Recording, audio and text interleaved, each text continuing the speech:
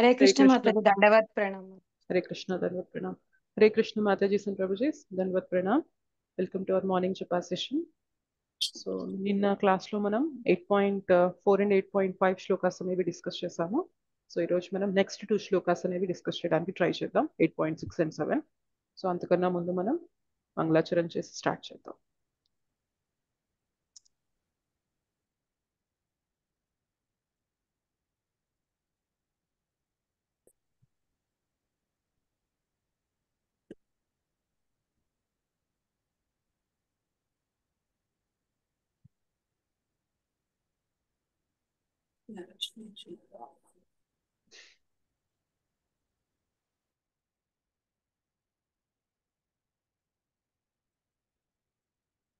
ॐ अज्ञानतिमिरान्धस्य ज्ञानाञ्जनशलाकया चक्षुरुन्मीलितं येन तस्मै श्रीगुरवे नमः.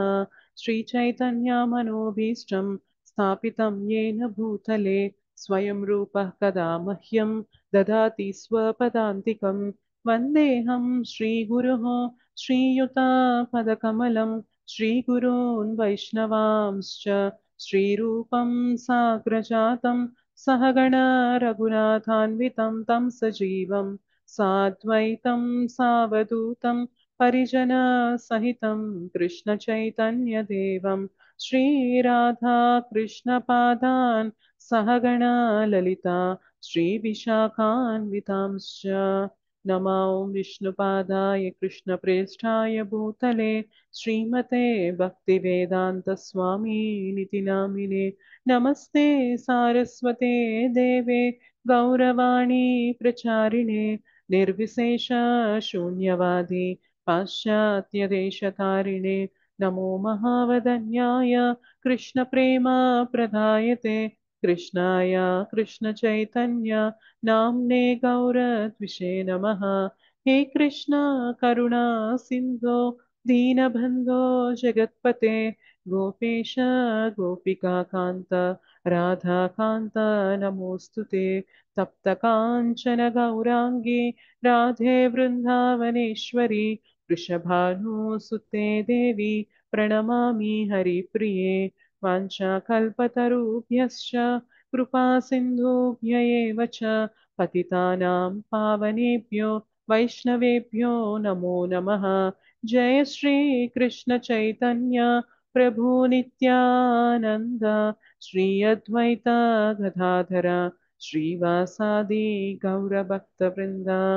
हरे कृष्णा कृष्ण कृष्ण हरे हरे, हरे राम राम राम हरे हरे. जय जय श्री चैतन्य जय नित्यानंद जय अद्वैत चंद्र जय गौर भक्त वृंद. जय जय श्री चैतन्य जय नित्यानंद जय अद्वैत चंद्र जय गौर भक्त वृंद. जय जय श्री चैतन्य जय नित्यानंद जय अद्वैत चंद्र जय गौर भक्त वृंदा. ॐ नमो भगवते वासुदेवाय. ॐ नमो भगवते वासुदेवाय. ॐ नमो भगवते वासुदेवाय. मुखं करोति वाचालं पङ्गुं लङ्घयते गिरिं यत्कृपातमहं वन्दे श्रीगुरुं दीनतारणं परमानन्दमाधवं श्रीचैतन्य ईश्वरम्.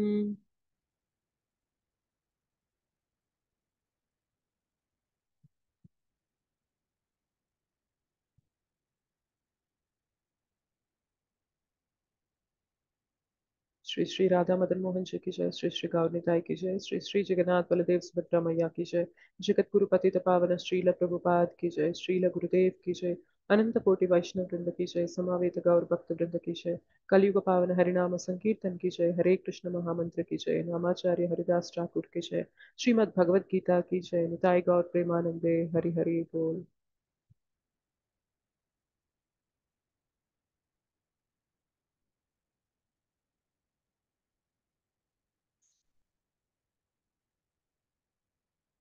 हरे कृष्ण माता जी, संत प्रभु जी, हरे दंडवत कृष्ण प्रणाम। माताजी। हरे कृष्ण। हरे कृष्ण। हरे సో कृष्ण। हरे कृष्ण 8.5 माताजी నిన్న దండవత్ డిస్కస్ చేస్తాం. ప్రణామం. హరే కృష్ణ హరే మాతాజీ, దండవత్ హరే ప్రణామ్. కృష్ణ కృష్ణ మాతాజీ దండ మాతాజీ ప్రణామాలు. దండవత్ హరే ప్రణామ్. హరే హరే కృష్ణ. కృష్ణ మాతాజీ దండవత్ ప్రణామం. ప్రణామం. హరే కృష్ణ దండవత్ మాతాజీ. ప్రణామ్. హరే కృష్ణ. దండ హరే కృష్ణ. ప్రణామం. దండవత్. అయిపోయింది 8.5 గురించి ఎవరైనా చెప్తారా?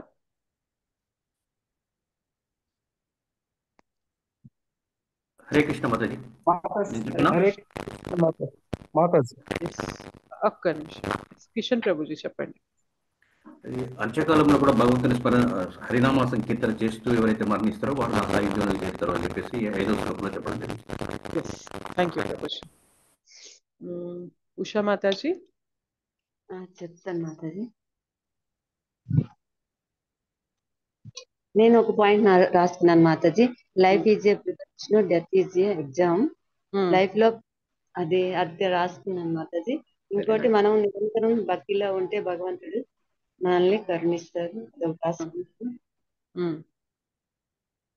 ఈ ఎగ్జామ్ లో మనం పాస్ అవ్వాలి, అది రాసుకున్నాను. ఎగ్జామ్ లో మనం పాస్ అవ్వాలి అంటే డైలీ మనం సాధన చేయాలి. చివరి సమయంలో భగవంతు స్మరణ చేస్తే ఎగ్జామ్ పాస్ అయినట్లే అని రాసి. Yes Mataji, thank you Mataji.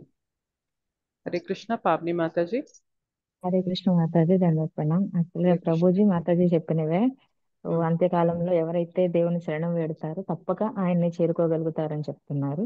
So చెప్పినట్టే 7th and 8th చాప్టర్స్ కి రిలేషన్ గా life is a preparation and death is an exam అనేది కూడా మనం నిన్న చెప్పుకున్నాం. అది బాగా గుర్తుపెట్టుకుంటే ఖచ్చితంగా అంత్యకాలంలో కూడా మనం శరణం వేడ కృష్ణనామ జపాన్ని ఎప్పుడు కూడా వదలం. సంకీర్తన మహాయజ్ఞం. హరే కృష్ణ మాతాజీ. Thank you Mataji. హరే కృష్ణ. కళావతి మాతాజీ. హరే కృష్ణ మాతాజీ దండవత్ ప్రణామం. హరే కృష్ణ. ఎవరు జీవితాంతము నన్ను స్మరిస్తూ దేహమును విడుస్తారో వారు తక్షణమే నా ధామమునకు చేరుకుంటారు. ఈ విషయంలో ఎటువంటి సందేహమును అవసరం లేదు అని కృష్ణ భగవానుడు స్వయంగా చెబుతున్నాడు మాతాజీ. అది ఈ విధంగా చేయాలంటే మనము సాధన అనేది గట్టిగా దృఢ నిశ్చయం చేసుకొని చేస్తూ ఉంటే గాని మనము మన మదిలో కృష్ణనామము మనము జపించలేము అనేది, స్మరణకు రాదు అనేది తెలుస్తుంది మాతాజీ. Thank you Mataji. హరే కృష్ణ. జానకి రామయ్య ప్రభుజీ.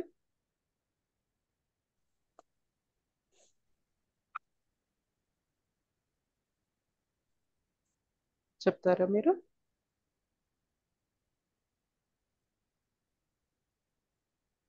ఇంకొక పాయింట్ మాతాజీ చెప్పండి. అందువల్ల ప్రతిరోజు భగవంతుని స్మరణకు మనము కొంత సమయాన్ని కేటాయించుకోవాలి మాతాజీ, ప్రతిరోజు. ఎస్ మాతాజీ, definitely correct. Thank you so much మాతాజీ. ఈరోజు నెక్స్ట్ శ్లోక చూద్దాం. హరే కృష్ణ. సో నేను అనుకున్నట్లు 8.5 and 8.6 ఈ రెండు కూడా రిలేటెడ్ శ్లోకాస్ అన్నమాట. సో 8.5 లో ఏం చెప్తున్నారంటే కృష్ణ నన్ను స్మరిస్తే ఏమవుతుంది అనేది, అంటే బేసిక్గా కృష్ణాని మనం స్మరిస్తే ఏమవుతుంది అనేది 8.5 లో చెప్పారు. 8.6 లో జనరలైజ్ గా చెప్తారనమాట. ఎటువంటి స్మరణ ఉంటే అటువంటి గతి పొందుతాము అన్నట్లుగా చెప్తారు. సో ఒకసారి దీని గురించి డిస్కస్ చేద్దాము. సో నేను రిసైడ్ చేస్తాను శ్లోక, నా తర్వాత రిసైడ్ చేయండి. యం యం వాపి స్మరన్ భావం యం యం వాపి స్మరన్ భావం యం యం వాపి స్మరన్ భావం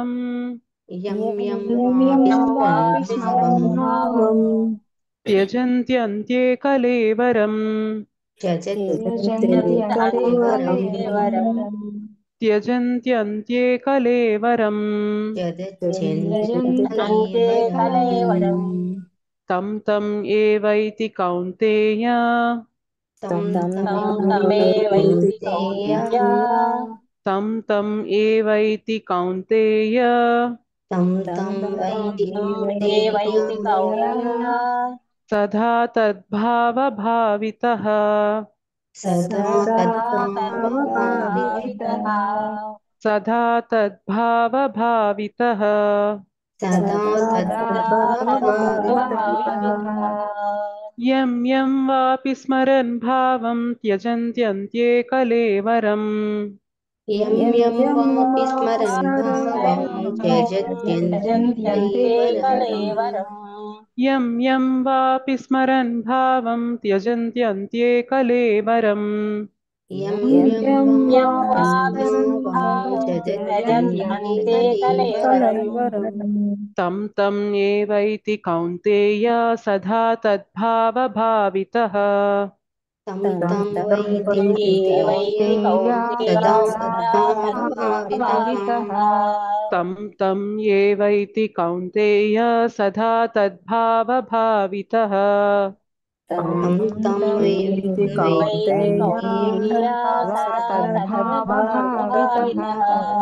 యం యం వాపి స్మరన్ భావం త్యజంత్యంత్యే కలేవరం తం తం ఏవైతి కౌంతేయ సదా తద్భావభావితః యం యం వాపి స్మరన్ భావం త్యజత్యంతే కలేవరం తం తమేవైతి కౌంతేయ సదా యం యం వాపి స్మరన్ భావం త్యజంత్యంత్యే కలేవరం తం తం ఏవైతి కౌంతేయ సదా తద్భావభావితః యం యం వాపి స్మరన్ భావం త్యజత్యంతే కలేవరం తమేవైతి తద్భావభావితః. ఉషా మాతాజీ శ్లోక చదువుతారా? ఓం నమో భగవతే వాసుదేవాయ. యం యం వాపి స్మరన్ భావం త్యజంత్యంతే కలేవరం తం తం ఏవైతి కౌంతేయ సదా తద్భావభావితః. Thank you Mataji. Thank you. Hare Krishna. Pavani Mataji అనువాదం చదువుతారా? హరే కృష్ణ మాతాజీ దండవత్సనం. అనువాదం. ఓ కౌంతేయ, దేహమును త్యజించినప్పుడు మానవుడు ఏ భావమును స్మరించునో అదే భావమును అతడు నిశ్చయముగా పొందును. హరే కృష్ణ మాతాజీ. Thank you Mataji. గౌతమ్ అనుంది హ్యాండ్ రైజ్ చేశారు. రాణి మాతాజీనా? అవును మాతాజీ. ఎస్ మాతాజీ. భాష్యం చదవండి. భాష్యము శ్రీల ప్రభుపాద్ కీ జై. అత్యంత క్లిష్టమైన మరణ సమయమున మానవుడు తన భావమును మార్చుకొను విధానము ఇక్కడ వివరింపబడినది. జీవితాంతమున శ్రీకృష్ణుని స్మరించుచు శరీరమును విడుచు మానవుడు దేవాది దేవుని దివ్య స్వభావంనే పొందగలడు. కానీ శ్రీకృష్ణునికు అన్యమైన దానిని చింతించువాడు కూడా అట్టి స్థితిని పొందగలడనుటకు ఏ మాత్రము సత్యము కాదు. ఈ విషయమును ప్రతి ఒక్కరు మిక్కిలి శ్రద్ధతో గమనించవలెను. కానీ మనస్సు సరైన స్థితి యందు నెలకొని ఉండగా మరణించుట ఎట్లు సంభవము? ఉదాహరణకు భరత మహారాజు గొప్ప మహానుభావుడే అయినను అంత్యకాలమున ఒక జింకను స్మరించుట చేత తర్వాత జన్మమున జింక దేహమును పరిణామం చెందవలసి వచ్చెను. జింక దేహంలో అతడు పూర్వజన్మ స్మృతిని కలిగి ఉన్నప్పటికీ ఆ జంతు శరీరమునే అంగీకరింపవలసి వచ్చెను.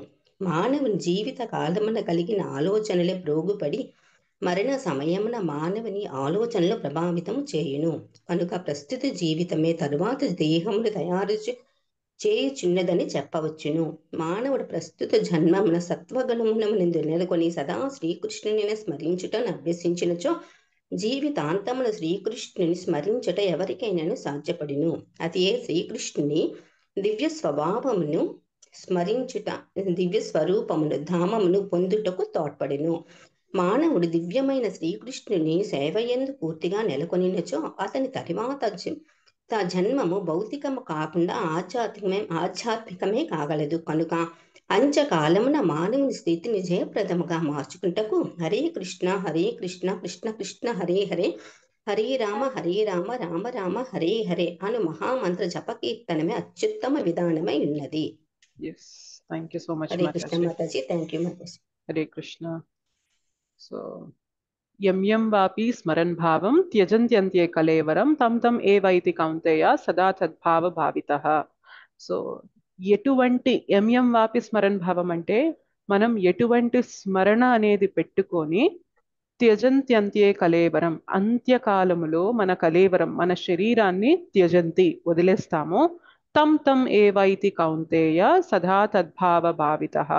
సో అటువంటి స్థితి అనేది ఖచ్చితంగా వస్తుంది, తద్భావ భావితః పొందుతాము అని చెప్పి చెప్తున్నారనమాట.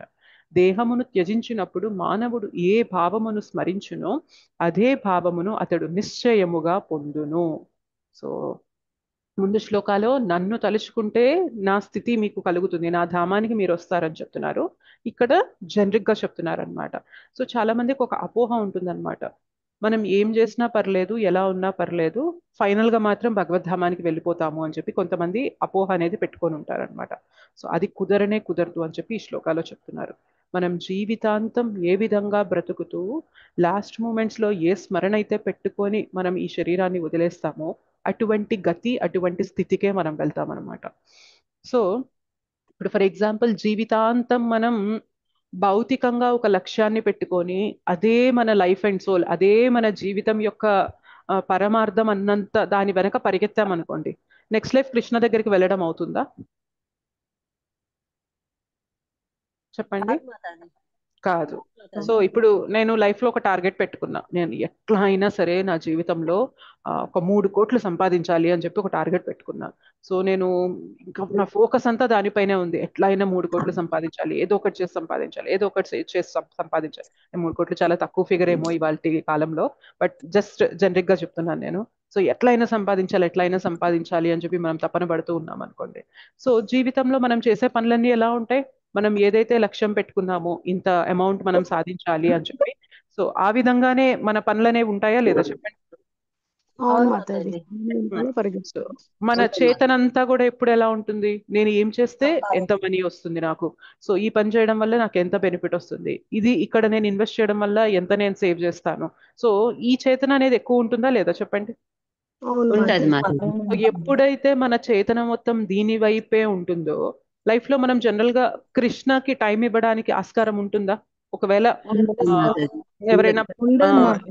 ఎవరైనా భక్తి చేస్తున్నారని తెలిసినా కూడా ఇదంత ఇంపార్టెంట్ కాదు, నేను జీవితంలో ఏదైతే లక్ష్యం పెట్టుకున్నానో అది చాలా ఇంపార్టెంట్, సో నేను దాని వెనక ప్రయత్నం చేయాలి. కానీ దీని వల్ల ప్రయోజనం ఏముంది, ఏమో ప్రయోజనం ఎవరు చూసారో ఏమో, తెలియని దాని గురించి తాపత్రయపడే కంటే కూడా నేను ఇక్కడ నాకు 3 కోట్ల ఫిగర్ కనిపిస్తుంది కదా, సో నేను దానికోసం తపన పడతాను, దానికోసం ప్రయత్నం చేస్తాను అని మనం ఎప్పుడైతే అట్లా ప్రయత్నం చేస్తూ ఉంటామో, ఒకవేళ మన అంత్యకాలం వచ్చినప్పుడు చెప్పాను కదా, జీవితం మొత్తం కూడా ఒక్కసారి మనకి ఫ్లాష్ అవుతుంది అనమాట. మన జీవితంలో ఇంపార్టెంట్ మూమెంట్స్ అన్ని కూడా అలా గుర్తొస్తాయి. ఆ టైంలో మనకి దేనిపైన ఎక్కువ ఇది ఉంటుంది చెప్పండి, ఏది ఎక్కువ గుర్తొచ్చే ఛాన్స్ ఉంటుంది? డబ్బు సంపాదన కోసం మనం ఏదైతే ప్రయత్నం చేశామో, ఎక్కడెక్కడ ఎటువంటి మన ఎఫర్ట్స్ అనేవి పెట్టి డబ్బు అనేది ఎక్కువ ఆర్జించామో, లేదంటే ఒక్కొక్కసారి అనుకోకుండా పొరపాటున పోగొట్టుకున్న సిచ్యువేషన్స్ కానీ ఇవన్నీ మనకి బాగా ఇంప్రెషన్స్ పడిపోయి ఉంటాయి కాబట్టి లాస్ట్ మూమెంట్స్ లో అవే గుర్తొస్తాయి. కాబట్టి నెక్స్ట్ జీవితం కూడా ఎట్లా ఉంటుంది అంటే దానికి అనుగుణంగానే మన జన్మ అనేది పొందుతాం అనమాట. ఇన్ఫాక్ట్ ఏమంటారు అంటే ఇది కేవలం డబ్బు గురించి, డబ్బు దగ్గర వర్తించేది మాత్రమే కాదు, మనుషుల దగ్గర కూడా వర్తిస్తుంది. ఒక్కొక్కసారి మన జీవితం అంతా ఎట్లా గడుపుతామంటే కొందరు వ్యక్తుల్ని టార్గెట్ చేసుకొని వారిని విపరీతంగా ద్వేషిస్తూ ఉంటాం జీవితాంతం. చూసారా ఇట్లాంటి వ్యక్తుల్ని? ఎంత ద్వేషిస్తూ ఉంటారంటే టైం దొరికితే వారిని ఎలా నిందిస్తూ ఉండాలా, వారిని ఎలా టార్గెట్ చేయాలా, వారిని ఎలా ఇబ్బంది పెడుతూ ఉండాలా, వారు ఇబ్బంది పట్టారంటే నేను సంతోషిస్తూ ఉండాలా, దీని వెనకే పరిగెడుతూ ఉంటారనమాట. సో వీరి చేతనంతా ఎవరు నిండిపోయి ఉన్నారు చెప్పండి? ఆ ఎదుటి వ్యక్తి నిండిపోయి ఉన్నారా లేదా, శత్రువే నిండిపోయి ఉన్నారా లేదా? అయితే లాస్ట్ మూమెంట్స్ లో ఏమవుతుంది అంటే మనకి చెప్పాను కదా, ఏదైతే బాగా స్ట్రాంగ్ గా మనం అటాచ్ అయిపోయి ఉన్నామో అవే మన స్మరణ వస్తాయి. కాబట్టి ఈ శత్రువు గుర్తొస్తాడు అనమాట. ఎందుకంటే జీవితాంతం మనం ఆయన్ని ద్వేషిస్తూ ఉన్నాము, ఆయనని ఎలా ఇబ్బంది పెట్టాలి, ఆయనకి ఎలా నష్టం కలిగించాలి, ఆయన ఇబ్బంది పడితే సంతోషించాలి అన్న ఇదిలోనే బ్రతికాం. కాబట్టి లాస్ట్ మూమెంట్స్ లో ఈయన గుర్తొస్తారనమాట. ఎప్పుడైతే ఈయన గుర్తొస్తారో నెక్స్ట్ లైఫ్ లో ఏమవుతుందో తెలుసా, మళ్ళీ ఆయనకి సంబంధించిన వ్యక్తిగా మనం జన్మ తీసుకుంటాం అనమాట. అంటే బేసిక్ గా ఈయనకి కొడుకుగానో మనవడిగానో మనవరాలుగానో ఇట్లా జన్మ తీసుకుంటాం అనమాట. సో బేసిక్ ఏమైంది ఫ్యామిలీ చూసారా, రిలేషన్.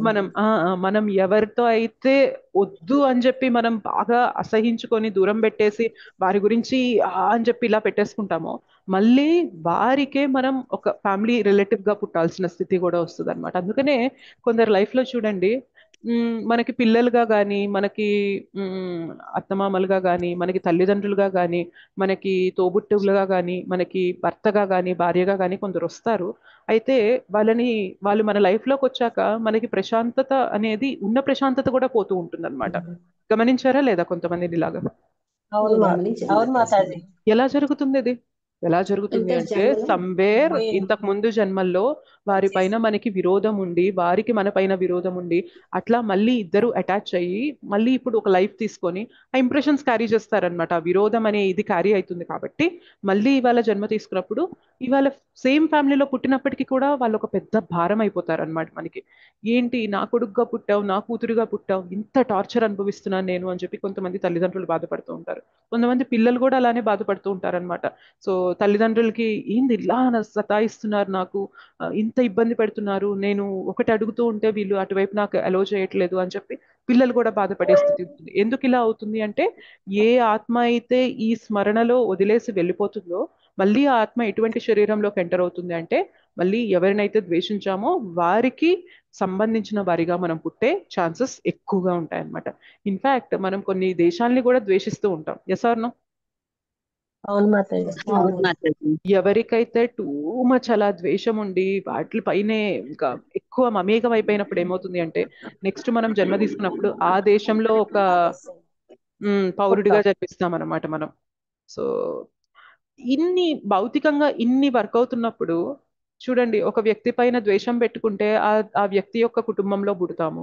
దేశం పైన ద్వేషం పెట్టుకుంటే ఆ దేశంలో పౌరుడిగా పుట్టే ఇది ఉంటుంది. డబ్బు పైనో దేనిపైనో మమకారం పెట్టుకుంటే మళ్ళీ దానికి సంబంధించిన లైఫే వచ్చేలాగా ఉంటుంది. కొంతమందికి అయితే అసూయ ఉంటుందన్నమాట, విపరీతంగా అసూయ ఉంటుంది. పక్కన వాళ్ళు ఎదగడానికి వీలుండదు, పక్కన వాళ్ళు ఏమన్నా కొంచెం ఆనందంగా ఉన్నా కానీ వీళ్ళు తట్టుకోలేని స్థితిలో ఉంటారనమాట. సో అటువంటి వాళ్ళు ఏమవుతారంటే ఫుల్ జలస్తో ఉంటారు. కాబట్టి నెక్స్ట్ లైఫ్ వాళ్ళకి పాము శరీరం రెడీగా ఉంటుందంట. ఎందుకంటే పాము కూడా అంతే కదా, ఎవరైనా కొంచెం అలా దగ్గరకు వస్తే ఏం చేస్తూ ఉంటుంది, బుస కొడుతూ ఉంటుందా లేదా?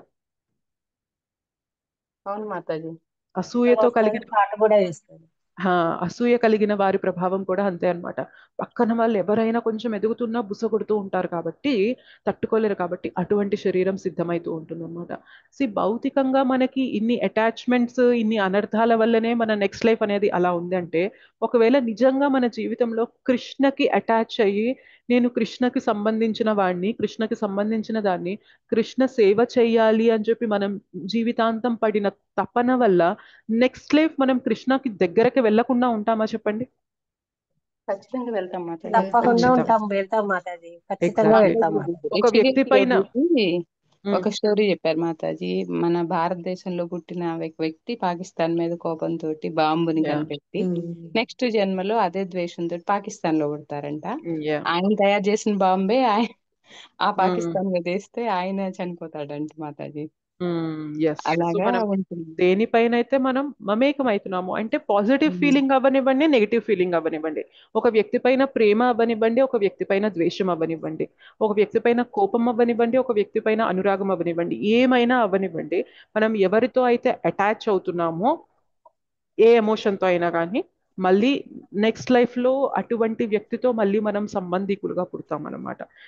ఆ ఎమోషన్ ని మళ్ళీ క్యారీ చేస్తూ ఉంటాం. ప్రేమ ఉంటే ప్రేమగా దాన్ని కంటిన్యూ చేస్తూ ఉంటాం, ద్వేషం ఉంటే ద్వేషాన్ని కంటిన్యూ చేస్తూ ఉంటాం. బట్ మొత్తానికి ఆ వ్యక్తికి సంబంధించిన వాళ్ళగా పుడుతూ ఉంటాం అనమాట. సో మరి మీకు ఇది విన్నప్పుడు మనకి ఎట్లా అనిపించాలి అంటే, ఓకే, భౌతికంగానే ఇంత వర్కౌట్ అవుతున్నప్పుడు మరి కృష్ణ పైన కొంచెం ప్రేమ అనేది నేను పెంచుకోవడానికి ప్రయత్నం చేసి, కృష్ణకి కొంచెం దగ్గర అవ్వాలి అని నేను ప్రయత్నం చేస్తే ఈ జీవితంలో సిన్సియర్గా, నెక్స్ట్ లైఫ్లో కూడా కృష్ణని ప్రేమించే విధంగా నేను మళ్ళీ లైఫ్ తీసుకోకుండా ఉంటానా అని మనకి తెలియాలా లేదా చెప్పండి? డెఫినెట్ గా తీసుకుంటాం కదా అట్లానే. తెలియాలి మాతాజీ, తెలియాలి మాతాజీ, తీసుకోవాలి కూడా మాతాజీ. ఎగ్జాక్ట్లీ తీసుకోవాలి కూడా అన్నమాట. అందుకనే మనం సాధన చేస్తున్నప్పుడు మనకి కొంచెం అంత ప్రియంగా అనిపించిన, జపం చేస్తున్నా కూడా అంత నచ్చినా నచ్చకపోయినా, మనం బుక్స్ చదవడానికి కూడా అంత ఇంట్రెస్ట్ వస్తున్నా రాకపోయినా, బుక్ తీయగానే నిద్ర వస్తున్నా, ఏదైనా కానీ మనం ఇష్టం ఉన్నా లేకపోయినా ప్రయత్నం అనేది చేస్తూ ముందుకెళ్ళామనుకోండి, సో కృష్ణ చూస్తూ ఉంటారనమాట. ఓకే, నీకు నీ మనసు సహకరించకపోయినా కూడా నాతో సంబంధం ఏర్పరచుకోవాలని చెప్పి కష్టంగా ఉన్నా కూడా నువ్వు ప్రయత్నం చేస్తున్నావు కదా అని చెప్పి మెల్లమెల్లగా భగవంతుడు మనకి ఇష్టాన్ని పెంచుతారు. అండ్ ఎంతో కొంత ఇష్టం అనేది తెచ్చుకొని మనం శరీరాన్ని వదిలేసినప్పుడు భగవంతుని యొక్క స్మరణ అనేది మనం క్యారీ చేస్తూ ఉంటాం. కాబట్టి నెక్స్ట్ లైఫ్ లో మళ్ళీ మనం ఇంకా ఆ ఇష్టాన్ని పెంపొందించుకునేలాగా భగవంతుడు మనకి అవకాశం ఇస్తారనమాట. సో అందుకనే సాధన అనేది చాలా ఇంపార్టెంట్. మనకి జీవితాంతం ఏదైతే స్మరణలో గడుపుతామో అదే మనకి లాస్ట్ మూమెంట్స్ లో గుర్తొస్తాయి, నేను అనుకున్నట్లు. సో అజామిలా కేసు అనేది స్పెషల్ కేసు అన్నమాట. అజామిలా విషయంలో ఏం జరుగుతుంది చెప్పండి? ఆయన ముందు ధార్మికంగానే ఉంటారు, భక్తి అనేది కొంచెం చేసుకుంటారు. బేసిక్ గా భక్తి అనడం కన్నా కానీ ధార్మికంగా బ్రతుకుతారు అనమాట. సో ధార్మికంగా బ్రతకడం వల్ల ఆయనకి ఏదైతే సుకృతి ఉందో, తర్వాత ఆయన జీవితం అనేది ఎప్పుడైతే మలుపు తిరిగిందో, ఒక ప్రాస్టిట్యూట్ ని అలా చూడకూడని స్థితిలో ఆయన చూసినప్పుడు ఆయన మనసులో కలిగిన వికారం వల్ల ఆయన జీవితం మొత్తం పతనం చెందింది. సో ఆ ప్రాస్టిట్యూట్ ని ఆయన పెళ్లి చేసుకొని ఆమెతోనే కాపురం చేసి పిల్లల్ని గని, సో అలా 10 మంది సంతానం కన్న తర్వాత 10వ సంతానానికి ఆయన చేసుకున్న సుకృతి వల్ల 10వ సంతానానికి నారాయణ అని పేరు పెట్టుకోవాలని ఆయనకి ఎందుకో అనిపించింది అనమాట. సో చెప్పాను కదా, మనం ఏదైతే భక్తిలో కొంచెం అడుగు వేసినా కూడా అది మనల్ని ప్రొటెక్ట్ చేస్తూ ఉంటుంది. సో అది నారాయణ అని పేరు పెట్టుకోవడం వల్ల అనుకోకుండా ఈయన అంత్యకాలమునందు ఆ చిన్న బాబుతో బాగా అటాచ్ అయ్యారనమాట. జనరల్గా మనకు కూడా చాలా మంది పిల్లలు ఉన్నప్పటికీ కూడా ఎవరైతే చిన్నవారు ఉంటారో ముద్దు ముద్దుగా మాట్లాడుతూ ఉంటారు కాబట్టి వారితో మనకి ఎక్కువ అటాచ్మెంట్ ఉంటుంది. సో అలానే ఈయనకు కూడా ఆ 10వ సంతానం నారాయణ అనే బాబుతో ఎక్కువ ఇష్టం అనేది ఉండడం వల్ల ఈయన శరీరం వదిలేటప్పుడు ఆ బాబుని చూసి నారాయణ అని పిలవడం వల్ల ఏమైంది అంటే భగవంతుని యొక్క అంటే మన వైకుంఠ వాసులు వస్తారనమాట, వచ్చి ఆపేస్తారు యమదూతల్ని. సో బేసిక్ గా లాస్ట్ మూమెంట్ లో ఆ స్మరణ అనేది వచ్చింది కాబట్టే కదా ఆయనకి అంత పెద్ద ప్రమాదం నుండి ఆపబడింది. లేదంటే ఆయన చేసుకునే తప్పులకి ఏమైపోతారు చెప్పండి? ఖచ్చితంగా యమలోకానికి వెళ్ళిపోయి అక్కడ శిక్షలు అనేవి అనుభవించాల్సిన స్థితి అనేది ఉంది. బట్ స్టిల్ అంత పెద్ద ప్రాబ్లం నుండి కూడా ప్రొటెక్ట్ చేయబడింది ఎలా అంటే ఆయన చేసుకున్న సుకృతి అనేది ఆయనతో వచ్చి చివరి నిమిషంలో ఆ బాబు పేరు పిలవడం వల్ల ఆయనకి ఎంత బెనిఫిట్ జరిగింది అనేది మనం ఈ పాస్ట్ టైం నుండి తెలుసుకోవచ్చు అనమాట. అయితే ఈ పాస్ట్ టైంని మనం ఇమిటేట్ చేయాలి అని ఎప్పుడూ ప్రయత్నం చేయకూడదు. నా జీవితంలో కూడా నాకు నచ్చినట్లు నేను బ్రతుకుతాను, చివరి నిమిషంలో నేను కూడా నా పిల్లలకు నా ఇష్టమైన వాళ్ళకు అట్లా పేరు పెట్టేసుకొని వాళ్ళని పిలిచేసి నేను నా వచ్చే ప్రమాదాన్ని ఆపుకుంటాను అని మాత్రం ఎప్పుడూ అనుకోకూడదు. ఎందుకంటే ప్రాణ ప్రయాణ సమయే కఫ వాత పిత్తై కంఠావరోధం అని అంటారనమాట. అంటే మన ప్రాణం అనేది వదిలి వెళ్ళిపోతున్నప్పుడు మన శరీరంలో కఫ వాత పిత్త అనే 3 యొక్క దోషాలు అనేవి ఉంటాయన్నమాట. బేసిక్గా అవి ఇంబ్యాలెన్సెస్ రావడం వల్ల మనకి మెమరీ కూడా పోతుంది అనమాట ఒక్కోసారి. Yes or no? మనకి మీరు గమనించారా, ఎవరైతే కొంచెం ఏజ్ అయిపోయి వారి శరీరం అనేది వదిలేస్తున్నప్పుడు నోట్లో నుండి సరిగ్గా మాట రాదు, నోట్లోనికి సరిగ్గా ఆహారం వెళ్ళదు, చూపు అనేది మందగిస్తుంది, వినికి అనేది కొంచెం తగ్గుతూ ఉంది. గమనించారా ఈ విషయం? గమనించాం మాతాజీ, అన్ని తగ్గిపోతుంటాయి మాతాజీ. బేసిక్ గా ఏమైతుంది అంటే ఇవాళ మనం హెల్దీగా ఉన్నప్పుడు మనకి ఈజీగా అనిపిస్తుంది, ఏముంది నేను కూడా భగవన్ నామం తీసుకుంటా, భగవత్ స్మరణ తీసుకుంటా, వెళ్ళిపోతా, అందులో అంత కష్టం ఏముంది అని అనిపిస్తుంది. కానీ ఒక్కసారి ఎప్పుడైతే మన ధరించిన బాడీ అనేది మన కంట్రోల్ తప్పి వెళ్ళిపోతుందో అసలు మనకి ఏది కూడా గుర్తుండదు అనమాట. సో అలా ఒక జీవోత్సవంలా పడిపోయి ఉంటాం. ఆ టైంలో కూడా మనకి భగవత్ స్మరణ గుర్తు రావాలి అంటే డెఫినెట్ గా లైఫ్ అంతా ఎవరైతే భగవంతుని యొక్క స్మరణ అలవాటు చేసుకొని ఉంటారో వారికి మాత్రమే గుర్తొస్తుంది. ఇంకొక విషయం తెలుసా, మనకి మనం శరీరం వదిలేసి వెళ్ళిపోయేటప్పుడు 40,000 తేళ్లు ఒక్కసారి కుడితే ఎంత నొప్పి ఎంత బాధ కలుగుతుందో అంత బాధ కలుగుతుందంట. సో తేలు కుడితే చాలా కష్టంగా ఉంటుందా లేదా చెప్పండి, ఒక్క తేలు కుడితేనే? చాలా కష్టం. అలాంటిది 40,000 తేళ్లు కుడితే ఎంత ఎగ్రివేడ్ పెయిన్ వస్తుందో, మనకి ఎంత హై లెవెల్లో పెయిన్ వస్తుందో అంత పెయిన్ మనం ఎక్స్పీరియన్స్ అవుతాం అనమాట. ఆ టైంలో భగవంతుడు గుర్తు రావడానికి ఛాన్సెస్ ఎక్కువ ఉంటాయా చెప్పండి? మనకి ఉండవు మాతాజీ, గుర్తుండదు మనకి. సో మనకి అంటే బేసిక్ గా కనిపించడు కదా భగవంతుడు కూడా, కళ్ళ ముందు కనిపించని వ్యక్తిని మనం పిలవాలి అన్న స్థితి ఎప్పుడు కలుగుతుంది అంటే ప్రతిరోజు కళ్ళ ముందు కనిపించినా కనిపించకపోయినా నా మొర, నా ఆర్తి ఆయన వింటున్నాడు అని చెప్పి మనం ఎప్పుడైతే విశ్వాసం పెట్టుకొని పిలవడం ప్రయత్నం చేస్తామో, అలవాటు చేసుకుంటామో, అప్పుడే అటువంటి స్థితిలో కూడా మనం భగవంతుణ్ణి పిలవడం అనేది మనకి సునాయాసంగా వస్తుంది అనమాట. లేదు అంటే మనకి చేత కాని విషయం అనమాట. సరే, ఒకసారి ఏమవుతుంది అంటే కొంతమంది డివోటీస్ ఎవరైతే జీవితం అంతా భక్తి ప్రాక్టీస్ చేసి అనుకోకుండా వారి లాస్ట్ మూమెంట్స్ లో కొంతమంది కోమాలోకి కూడా వెళ్ళిపోతారు. ఎస్, కోమాలోకి వెళ్ళి మృత్యు అనేది జరగడం జరుగుతుంది కదా. జరుగుతుంది మాతాజీ. మరి కోమాలోకి అవును. వెళ్ళిపోయినప్పుడు వాళ్ళకి ఏం పని చేయదు కదా, మెమరీ అనేది ఉండదు కదా ఇంకా అసలు. లాస్ అయిపోతుంది. సో కొంతమంది డివోటీస్ ఎవరైతే సిన్సియర్ గా భక్తి ప్రాక్టీస్ చేసి సంహౌ వారి యొక్క కర్మ వల్లనో భగవంతుని యొక్క ప్లాన్ వల్లనో ఏదైనా కానివ్వండి కోమాలోకి వెళ్ళిపోయిన వారు కూడా వారికి అర్థమైపోతుందంట, నేను నా సమయం అనేది అంటే నా టైం అనేది వచ్చేసింది, I have to leave this body, ఈ శరీరాన్ని వదిలేసి వెళ్ళిపోవాలి అని చెప్పి వారికి తెలిసి సడన్ గా భగవంతుడు కొన్ని క్షణాల పాటు కోమా నుండి బయటికి తీసుకొచ్చి వారికి అర్థమైపోతుందంట. పక్కనున్న వ్యక్తిని అడుగుతారంట, సో జపమాల జపమాల ఇవ్వండి ఇవ్వండి అని చెప్పి నోట్లో మాట రాకపోయినా కూడా అడుగుతూ ఉంటారంట. సో ఎప్పుడైతే అది వారి చేతిలోకి తీసుకొని ఒక మాల తిప్పి ఒక పూస తిప్పి ఒక్కసారి హరే కృష్ణ మహామంత్రాన్ని కంప్లీట్ గా చెప్పి వాళ్ళు వెళ్ళిపోతారంట. ఎలా జరిగింది ఇదంతా చెప్పండి? ఇది మ్యాజికల్ గా జరిగినట్లా కాదా చెప్పండి? అవును మాతాజీ.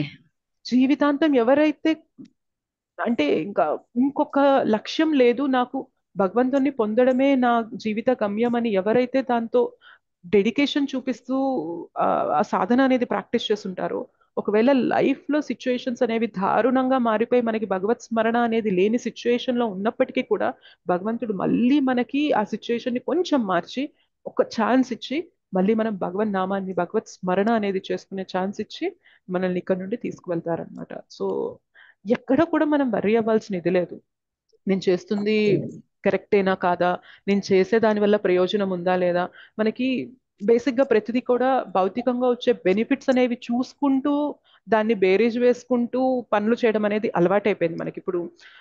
ఓకే, నేను ఇది చేయడం వల్ల నాకు డబ్బు వస్తుందా లేదా, లేదా నేను ఇది చేయడం వల్ల నాకు వేరే వాళ్ళ నుండి హెల్ప్ దొరుకుతుందా, సో లేదా నేను ఇది చేయడం వల్ల నా ఫ్యామిలీకి ఏమన్నా హెల్ప్ అవుతుందా, ఎంతసేపు ఇంతవరకే చూసుకుంటాం. కానీ భక్తి చేస్తున్నప్పుడు మనకి ఎక్కువ మెటీరియల్ గా కనిపించవు అనమాట. ఓకే, నేను ఇది చేయడం వల్ల నాకు ఏమైనా డబ్బు వస్తుందా, నేను ఇది చేయడం వల్ల నాకు ఏమైనా పరువు పెరుగుతుందా, ప్రతిష్ట వస్తుందా, నేను ఇది చేయడం వల్ల నాకు ఏమన్నా బలం పెరుగుతుందా.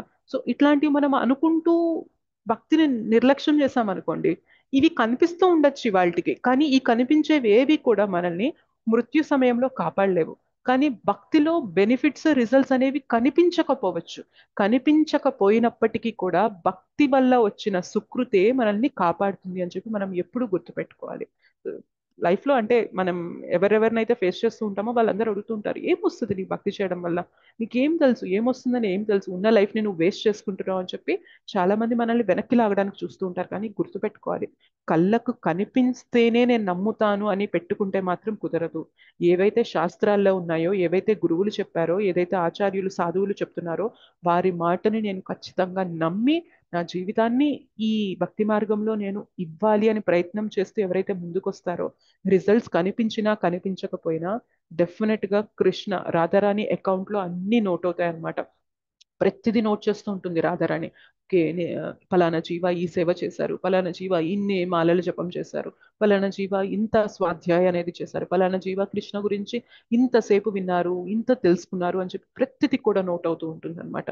సో మనకి రైట్ టైం వచ్చినప్పుడు భగవంతుడు దాన్ని మనందరికీ కూడా తిరిగి ఇచ్చి మనల్ని తన ధామానికి తీసుకెళ్తారనమాట. సో మనకి చివరి నిమిషంలో ఏదైతే స్మరణ ఉంటుందో నెక్స్ట్ శరీరం అనేది మనం దానికి తగ్గట్టుగా ఉంటుంది. అయితే చివరి నిమిషంలో స్మరణ అనేది దేనిపైన ఆధారపడి ఉంటుంది అంటే జీవితాంతం మన స్మరణ దేనిపైన పెట్టడానికి మనం ప్రయత్నం చేస్తూ ఉన్నామో దాన్ని బట్టే లాస్ట్ మూమెంట్ లో స్మరణ ఉంటుంది, దాన్ని బట్టే నెక్స్ట్ లైఫ్ అనేది సిద్ధమవుతుంది. సో లైఫ్ లో ప్రతి మూమెంట్ మనం గుర్తుపెట్టుకోవాలి, నెక్స్ట్ లైఫ్ నాకు ఎలా ఉండాలి.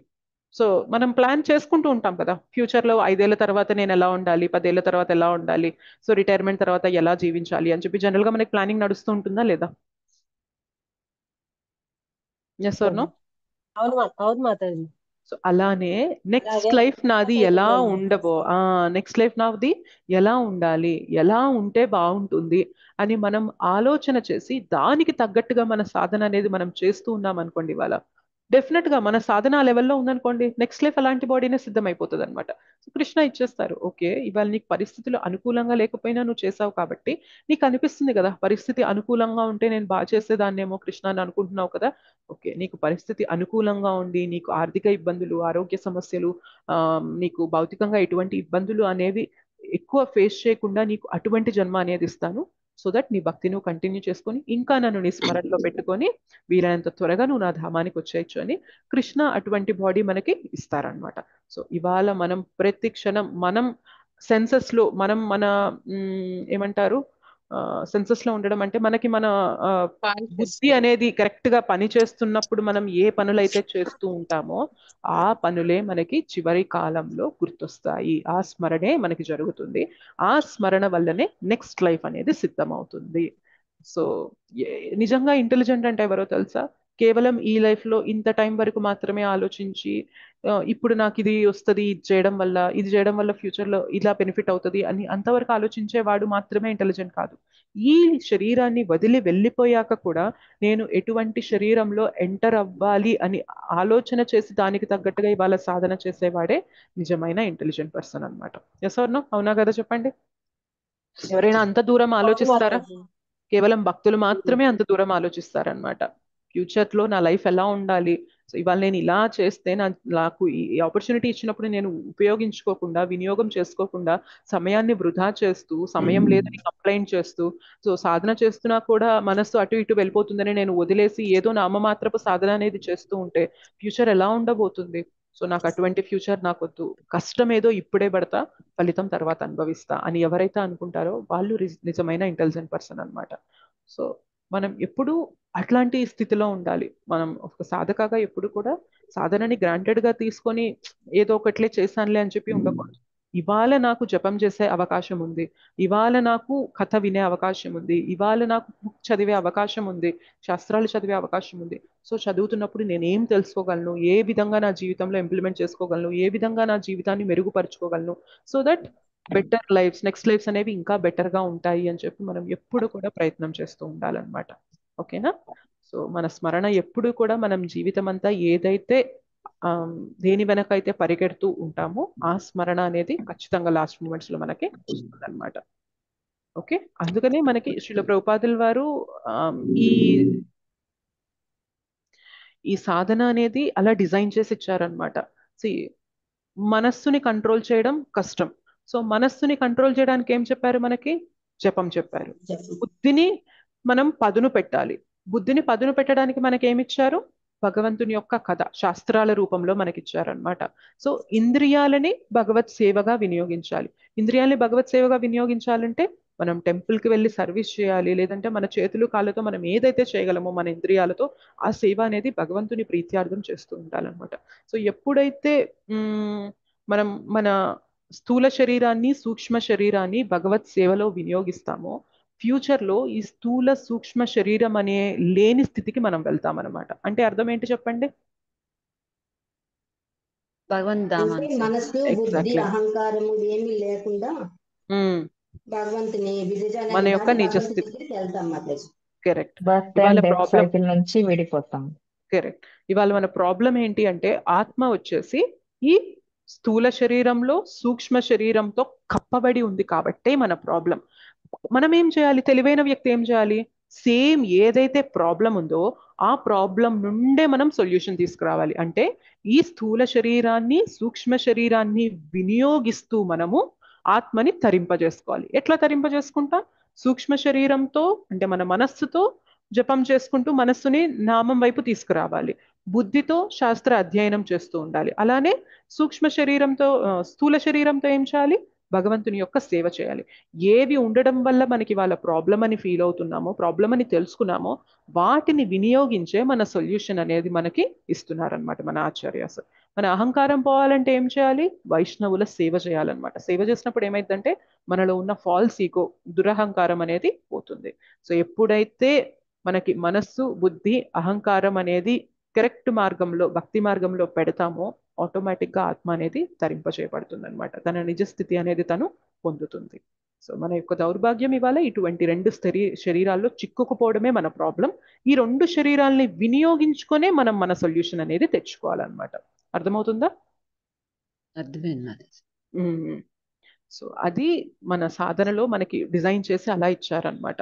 సో అలా చేయడం వల్ల ఏమవుతుంది అంటే మనం మెల్లిమెల్లిగా నెంబర్ ఆఫ్ లైఫ్ టైమ్స్ అనేవి తగ్గించుకుంటూ భగవద్ధామానికి వెళ్ళిపోతాం అనమాట. ఓకే, హరే కృష్ణ మాతాజీ. హరే మీరు కృష్ణ. చెప్పినంత వరకు అంత ఐడియా రాదు మాతాజీ ఎవరికి. ఈ జన్మలో చేస్తూ చేస్తూ కాన్సన్ట్రేషన్, కాకపోతే నెక్స్ట్ జన్మ వచ్చి మళ్ళీ చెయ్యాలి అన్నది ఎవరికి రాదు మాతాజీ. మీరు చెప్పినంత వరకు. అవును మాతాజీ, మీరు చెప్తుంటానే తెలుస్తున్నాయి. మీలాంటి భక్తుల దగ్గర ఆలకిస్తేనే వర్క్ ఎక్కుతుంది. బాగా చెప్పారు. సో అంటే నెక్స్ట్ లైఫ్ గురించి ఆలోచన రాదంటారా? రాదు. నెక్స్ట్ జన్మలో కూడా మనం ఇలాగే చెయ్యాలి అంటే ఈ జన్మలోనే మనకి కాన్సన్ట్రేషన్ రావడం లేదు కాబట్టి వచ్చే జన్మ అంటూ ఉంటే మళ్ళీ దానికి రావాలి అన్న ఆలోచన ఎవరికి రాదు మాతాజీ. కానీ మనం అలా ఆలోచించాలన్నమాట. సో ఈ లైఫ్ లో ఆపర్చునిటీ దొరికింది. సో దొరికినప్పుడు నేను దాన్ని చక్కగా వినియోగించుకుంటే ఆపర్చునిటీ మళ్ళీ ఇస్తారనమాట. కృష్ణ ఎప్పుడు కూడా అంతే అనమాట. ఏదైతే మనకి ఇస్తారో దాన్ని చక్కగా వినియోగించుకున్నాం అనుకోండి, దాన్ని ఇంకా ఇవ్వాలని చూస్తారు. అదే మన లైఫ్ లో ఏదైతే దొరికిందో దాన్ని మనం నిరుపయోగం చేసుకున్నాం అనుకోండి, కృష్ణ దాన్ని తీసేస్తారనమాట మన లైఫ్ లో నుంచి. సో బేసిక్ గా మనకు భక్తి దొరికింది, సాంగత్యం దొరికింది. చక్కగా మనం ఈ సాంగత్యంలో భగవంతుని గురించి డిస్కస్ చేస్తూ మంచిగా ఎదగాలి అని ప్రయత్నం చేస్తూ ఉంటే ఇంకా ఎక్కువ ఇంకా మంచి సాంగత్యం మనకి ఇస్తూ ఉంటారనమాట కృష్ణ. అదే మనం ఇదే సాంగత్యంలో ఉండి ఆ మాతాజీ అలా చేసింది, ఈ ప్రభుజీ ఇలా చేశారు, నీకు తెలుసా వాళ్ళు ఇలా ఉన్నారు, వీళ్ళు అలా ఉన్నారు అని చెప్పి సాంగత్యం యొక్క విలువ అనేది మనం తగ్గించేస్తూ లేనిపోనివి చేస్తూ ఉన్నాం అనుకోండి సాంగత్యంలో ఉండి, తర్వాత ఏం చేస్తారు? సాంగత్యం అనేది లేని స్థితికి మనల్ని తీసుకెళ్ళిపోతారనమాట కృష్ణ. సో ఏదైతే మనం ఇవాళ చక్కగా వినియోగించుకుంటూ ఉంటున్నామో దాన్ని ఇంకా బెటర్ గా చేస్తూ మనల్ని ముందుకు తీసుకెళ్తారు కృష్ణ ఎప్పుడు కూడా. ఓకేనా? Hare Krishna. Thank you Mataji. So అయితే మరి ఇప్పుడు ఎంఎం వాపి స్మరణ్ భావం త్యజంతి అంత్య కలేవరం తమ్ తమ్ ఏవైతే కౌంతయ సదా తద్భావ భావిత అంటున్నారు. ఏ స్మరణ అయితే ఉంటుందో అటువంటి స్థితిని పొందుతావు అని అంటున్నారు. అయితే మరి ఇప్పుడు అర్జునకి ఏం చెప్తున్నారు స్పెసిఫిక్ ఇన్స్ట్రక్షన్ అంటే, తస్మాత్ సర్వేషు కాలేషు మా మనుస్మరయుధ్య చ మయి అర్పిత మనోబుద్ధిర్ మామే వైశ్యస్య సంశయః. సో అయితే నువ్వేం చేయాలి అర్జున? ఈ రెండు శ్లోకాలు తెలుసుకున్నావు, మరి ఇప్పుడు నువ్వేం చేయాలి అనేది ఈ శ్లోకాల్లో చెప్తున్నారు అనమాట. ఓకే, ఒకసారి రిసైట్ చేద్దాం. తస్మాత్ సర్వేషు కాలేషు తస్మాత్ సర్వేషు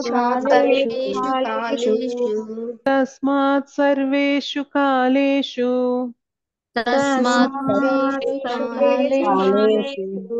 మామనుస్మరయుధ్య చ మామనుస్మరయుధ్య చ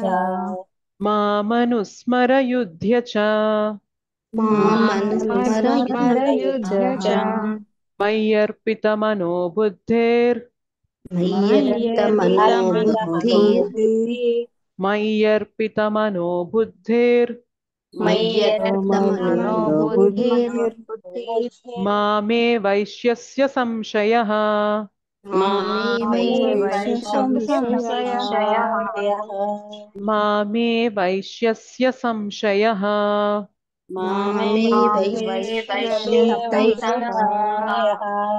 తస్మాత్ సర్వేషు కాలేషు మామనుస్మరయుధ్య చ తస్మాత్ సర్వేషు కాలేషు మామనుస్మరయుధ్య చ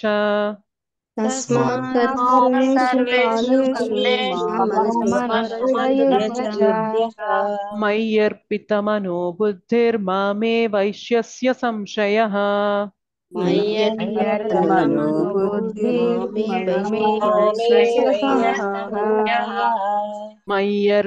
మనోబుద్ధిర్ మామే వైశ్యస్య సంశయః.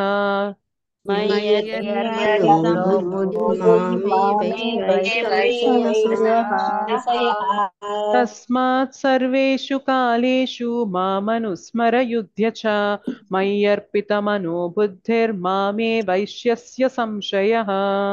తస్మాత్ సర్వేషు కాలేషు మామనుస్మరయుధ్య చ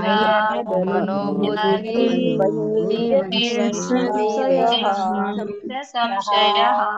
తస్మాత్ సర్వేషు కాలేషు మామనుస్మరయుధ్య చ మయ్యర్పితమనో బుద్ధిర్మామే వైశ్యస్య సంశయః. తస్మాత్ సర్వేషు కాలేషు మామనుస్మరయుధ్య చ మయ్యర్పితమనో బుద్ధిర్మామే వైశ్యస్య సంశయః.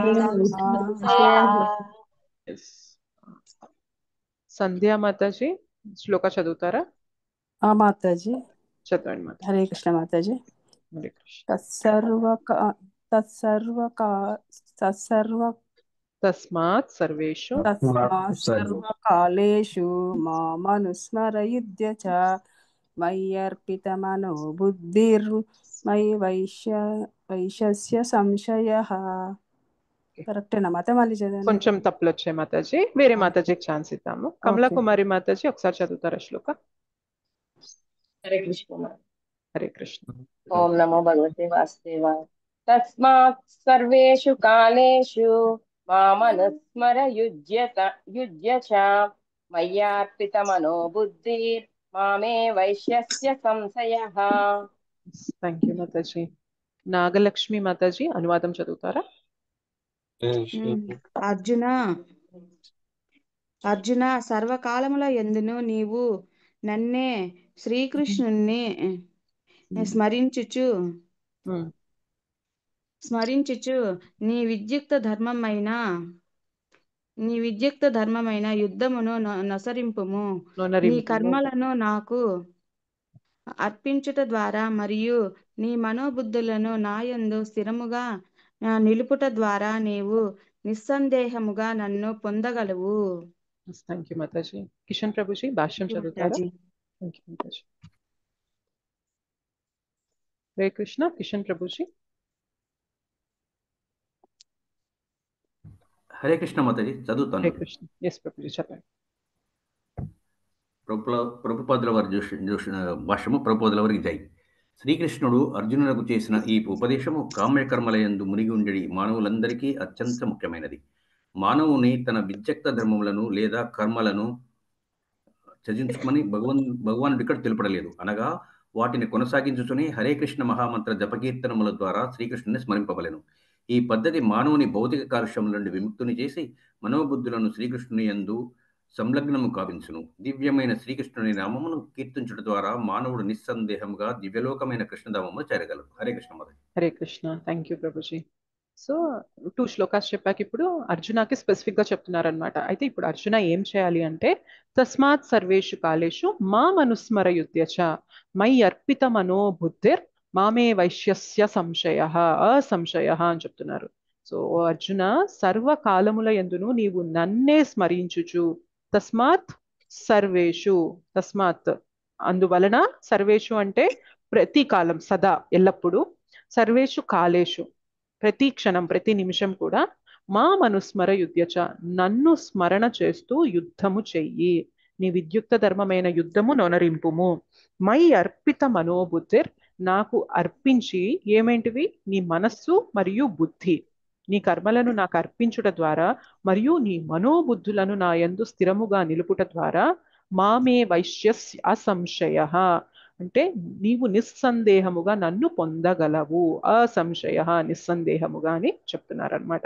సో ఇక్కడ చెప్పారు కదా శ్రీల ప్రభుపాద మనకి, శ్రీకృష్ణుడు అర్జునకు చేసిన ఈ ఉపదేశము కామ్య కర్మల యందు మునిగి ఉండేది మానవులందరికీ కూడా అత్యంత ముఖ్యమైనది.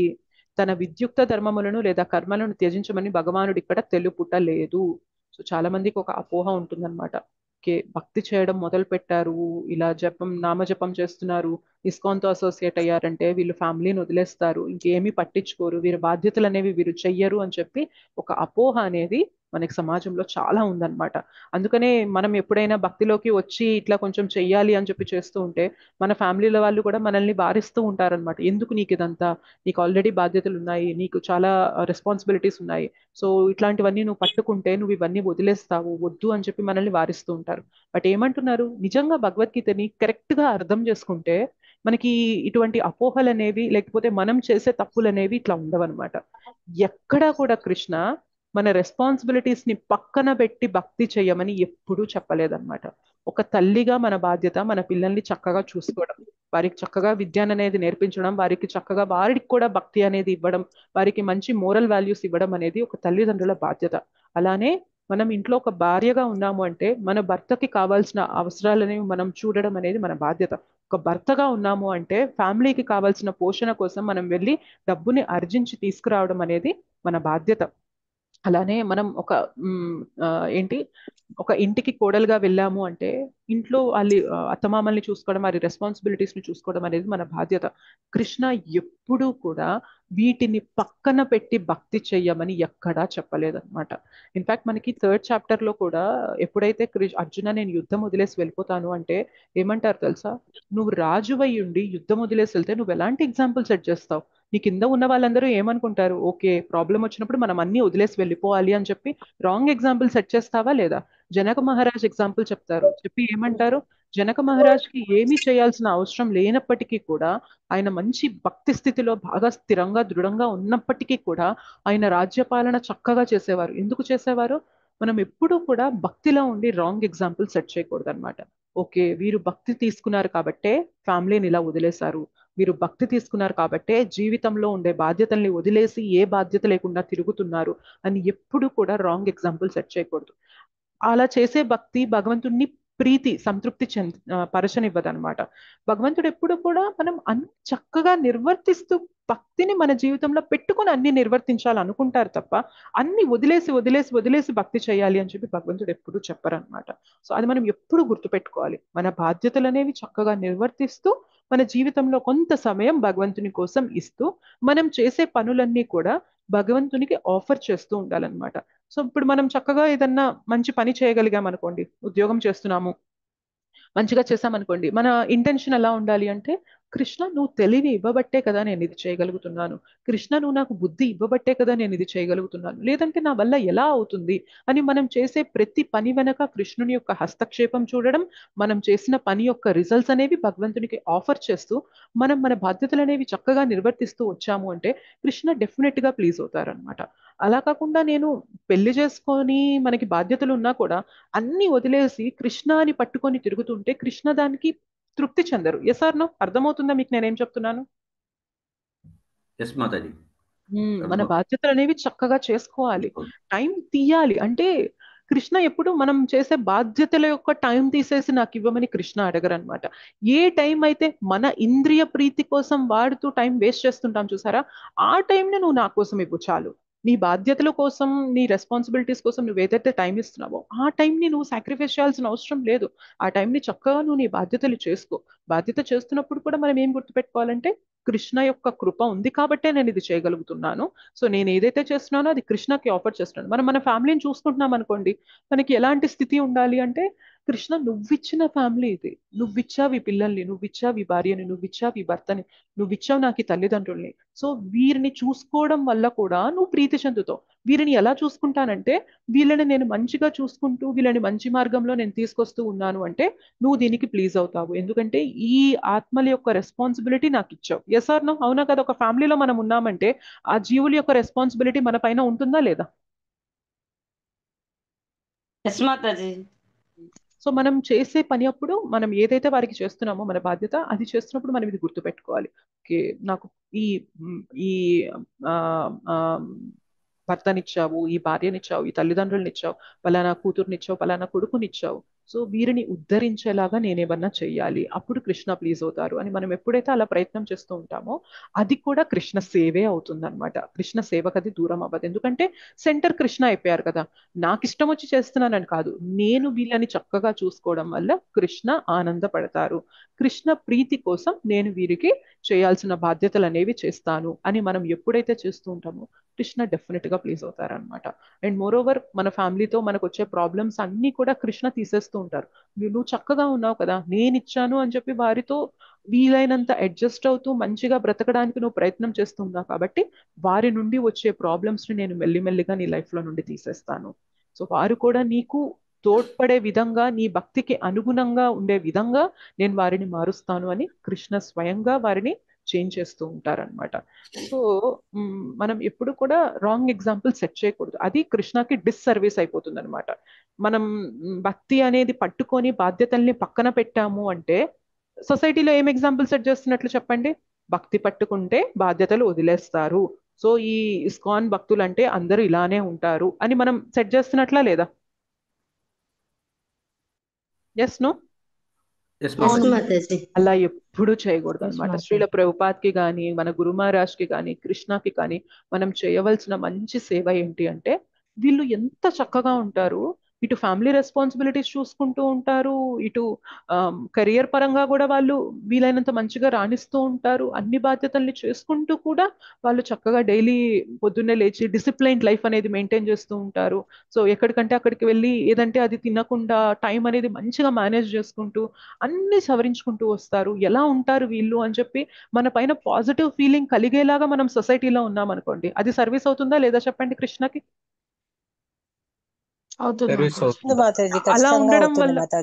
అలా ఉండడం వల్ల ఇంకో నలుగురు కూడా మనల్ని చూసి ఇన్స్పైర్ అవుతారా లేదా? అవుతారు మాతాజీ, తప్పకుండా. సో ఎలా ఉండాలి అంటే, మనకి బాగా ప్రొవోకింగ్ సిచ్యుయేషన్స్ వచ్చినా కూడా వీళ్ళు ఎలా ఉంటున్నారు, ఫ్యామిలీలో ఇంత డిస్టర్బెన్సెస్ నడుస్తున్నా కూడా ఎలా చక్కగా అన్ని మేనేజ్ చేసుకుంటూ వస్తున్నారు, ఏ శక్తి వీళ్ళని ఇలా నడిపిస్తుంది? మేబీ వీళ్ళు చేసే జపంలో ఆ పవర్ ఉందేమో, అందుకే వీళ్ళు ఇలా అన్ని మేనేజ్ చేసుకుంటూ వస్తున్నారేమో. నేను ఇవాళ ఎందుకు ఫ్రస్ట్రేట్ అవుతున్నాను అంటే, మేబీ నాకు ఆ శక్తి అనేది నాతో లేదు కాబట్టి నేను చిన్న చిన్న విషయాలకి ఇలా అవుతున్నాను అని మనం మంచి ఎగ్జాంపుల్ అనేది సొసైటీలో సెట్ చేసామనుకోండి, ఆటోమేటిక్ గా మన యొక్క జీవన విధానంతోనే ప్రీచింగ్ అనేది జరిగిపోతుంది. Yes or no? వాళ్ళ ఆలోచన విధానము మన వైపు మనం చేసే దాని మీద వచ్చేట్టుగా చూడాలి, ఫోకస్ చేయాలి మాతాజీ. అవును. సో మన ఎటికెట్ కూడా కరెక్ట్ మాతాజీ, మీరు చెప్పేది 100% కరెక్ట్ మాతాజీ. ఎస్ మాతాజీ. సో అందుకనే మనం 5S తెలుసు కదా మీకు, ఎవరికైనా తెలుసా 5S ప్రిన్సిపల్? సాధు సంఘ, భజన క్రియ, అనర్థ నివృత్తి. మీరు చెప్పేది భక్తిలో స్టేజెస్, నేను చెప్పేది 5S గురించి. సాధు సంఘ, స్వాధ్యాయ, సాధు సంఘ, స్వాధ్యాయ, శ్రవణ, సదాచార. ఒక్క నిమిషం ఆగండి. సాధు సంఘ, సేవ, స్వాధ్యాయ, శ్రవణ అండ్ సదాచార్. ఓకే, ఈ 4 మనం ఏవైతే చేస్తున్నామో ఇవి ప్రపంచానికి కనిపించవు. మనం ఎన్ని మాలల జపం చేస్తున్నాం అనేవి కనిపించవు, ఎంత బుక్స్ చదువుతున్నాం అనేది కనిపించదు, ఎంత సేవ చేస్తున్నాం అనేది కనిపించదు, ఎంత శ్రవణం చేస్తున్నాం అనేది కనిపించదు. ఇవేమి కనిపించవు. ఒకటి మాత్రమే కనిపిస్తుంది, ఏంటి అంటే మన సదాచారం మాత్రమే కనిపిస్తుంది. మనం ఎట్లా మసులుతున్నాం మన ఫ్యామిలీతో, ఎట్లా మెలుగుతున్నాం సొసైటీతో, ఎట్లా ఉంటుంది మన ఒక ఆచార వ్యవహారం అనేది ఎట్లా ఉంటుంది, ఎట్లా మనం చూపిస్తున్నాం సొసైటీకి మనం ఎగ్జాంపుల్ గా, ఇది మాత్రమే కనిపిస్తుంది అన్నమాట సొసైటీకి. ఎప్పుడైతే ఇది మనం చక్కగా బ్యాలెన్స్ చేసుకుంటూ ఈ 4 కరెక్ట్ గా పట్టుకున్నాం అనుకోండి, ఇది బెటర్ అయిపోతూ ఉంటుంది. ఇది బెటర్ అయిపోతూ ఎప్పుడైతే ఇది బెటర్ అవుతుందో ఆటోమేటిక్ గా సొసైటీలో మంచి ఫీలింగ్ కలుగుతుంది అనమాట. ఓకే, ఒక డివోటీ అంటే ఇలా ఉండాలా అని. ఎప్పుడైతే మనం మన ఫ్యామిలీ రెస్పాన్సిబిలిటీస్ ని, మన విద్యుక్త ధర్మాల్ని, మన ప్రిస్క్రైబ్ డ్యూటీస్ ని పక్కన పెట్టేసామనుకోండి, సదాచారం రాదనమాట. ఓకే, వీళ్ళ రెస్పాన్సిబిలిటీస్ ని వదిలేసి తిరిగేస్తున్నారు. ఇందులో పెద్ద గొప్ప ఏముంది, నేను కూడా నేనేదో ప్యాషన్ పెట్టేసుకుంటాను, అన్ని వదిలేసి తిరుగుతాను అని చెప్పి వాళ్ళు అలా తీసుకుంటారనమాట. సొసైటీ అనేది అలా తీసుకోవడం అనేది జరుగుతుంది. మనం ఎప్పుడు కూడా మన రెస్పాన్సిబిలిటీస్ ని, ఒక భర్తగా తన భార్యని, తన పిల్లల్ని, తన తల్లిదండ్రుల్ని అన్ని చక్కగా చూసుకుంటూ రావాలి. అలానే ఒక భార్య కూడా తన పిల్లల్ని, తన భర్తని, తన తల్లిదండ్రుల్ని, తన అత్తమామల్ని, తన ఫ్యామిలీ సర్కిల్ని చక్కగా చూసుకుంటూ సొసైటీకి మంచి ఎగ్జాంపుల్ సెట్ చేయాలి. ఒక పిల్లలైనప్పుడు వారి తల్లిదండ్రులకి మంచి సేవ చేసుకుంటూ, వారి యొక్క బాధ్యత ఏంటి, చక్కగా టైంకి చదువుకోవడము, టైంకి కెరియర్లో ముందుకు వెళ్ళేలాగా ఆప్షన్స్ అనేవి వెతుకుతూ ఆపర్చునిటీస్ కోసం ప్రయత్నం చేయడము, సిన్సియారిటీ చూపిస్తూ ముందుకు వెళ్ళడం, ఇది మనకి రైట్ ఎగ్జాంపుల్ అనమాట. అందుకే ఒకసారి ఏమవుతుంది అంటే, రాధేశ్యామ్ ప్రభు ఎప్పుడైతే యూత్ ఇస్కాన్ యూత్ సర్వీసెస్ అని మొదలైనప్పుడు యూత్ కి భగవద్గీత జ్ఞానం అనేది బోధిస్తాను అని వాళ్ళ గురు మహారాజ్ హిస్ హోలీనెస్ రాజ్నాథ్ స్వామి మహారాజ్ తో చెప్పినప్పుడు ఆయన ఒకే మాట అన్నారనమాట, నువ్వు ఏదైనా చేయి కానీ వాళ్ళ చదువు మాత్రం తగ్గకూడదు, ఇన్ఫాక్ట్ ఇంకా మంచిగా చదువుతున్నారు అన్న ఫీలింగ్ అనేది తీసుకురావాలి అని చెప్పి చెప్పారనమాట. సో భక్తి పట్టుకున్నప్పుడు మన బాధ్యతలు అనేవి సరిగ్గా నిర్వర్తించడం లేదు అనే ఫీలింగ్ ని మనం తీసుకురాకూడదు అనమాట. వీళ్ళు భక్తి పట్టుకున్నారు కాబట్టే ఇటువంటి స్థితిలో కూడా వీరి బాధ్యతలన్నీ చక్కగా నిర్వర్తిస్తూ వస్తున్నారు అనే స్థితిలో మనం ఎప్పుడూ ఉండాలి. అలా ఉంటేనే కృష్ణ మనం చేసే సాధనకి ప్లీజ్ అవుతారనమాట. ఓకేనా? అందుకని కృష్ణ చెప్తున్నారు, తస్మాత్ సర్వేషు కాలేషు, నా గురించి స్మరణ పెట్టుకొని నీ కోసం చేస్తున్నాను కృష్ణ. ఇప్పుడు అర్జున యుద్ధం చేయాలి. యుద్ధం చేస్తున్నప్పుడు ఎవరి కోసం చేస్తున్నారు అర్జున యుద్ధం? కృష్ణ చెప్పారు, కృష్ణ యొక్క ప్రీతి కోసం నేను ఈ యుద్ధం చేస్తున్నాను కాబట్టి యుద్ధం చక్కగా చేయాలి, యుద్ధంలో ఫోకస్ పెట్టి చేయాలి. ఎటువైపు ఎనిమీస్ అటాక్ చేస్తున్నారో అటువైపు నా సోల్జర్స్ కి ప్రొటెక్షన్ ఇస్తూ ఉండాలి, నా రాజుకి ప్రొటెక్షన్ ఇస్తూ ఉండాలి. ఇట్లా ఆలోచిస్తూ యుద్ధం చేసినప్పటికీ మనం భౌతికంగా ఇన్వాల్వ్ అయినట్లు అనిపించిన సెంటర్ ఏంటి చెప్పండి అర్జునకి? కృష్ణ ప్రీతి కోసం చేస్తున్నాను. తన ఇంటెన్షన్ ఏంటి? తనేదో రాజ్యాన్ని పొంది సుఖాలు అనుభవించాలి అని చేయడం లేదు, కృష్ణ కోసం చేస్తున్నా. కృష్ణ చెప్పారు కాబట్టి చేస్తున్నా, కృష్ణ ఇది చేయడం వల్ల సంతృప్తి చెందుతారు కాబట్టి చేస్తున్నా అని ఆ ఇంటెన్షన్ అది పెట్టుకొని మనం మన బాధ్యతలు అనేవి నిర్వర్తిస్తూ ఉంటే మనం ఖచ్చితంగా అది కృష్ణ స్థితిని పొందుతామన్నమాట. బేసిక్గా కృష్ణ యొక్క ధామానికి వెళ్ళిపోతాం. అందుకనే ఇక్కడ అంటున్నారు చూసారా, నీ మనోబుద్ధులను నా యందు స్థిరముగా నిలుపుట ద్వారా నీవు నిస్సందేహముగా నన్ను పొందగలవు అని చెప్తున్నారు అనమాట.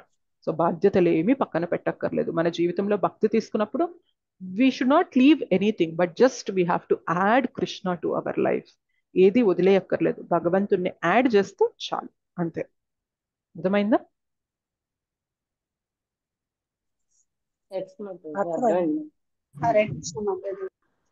హరే కృష్ణ మాతాజీ.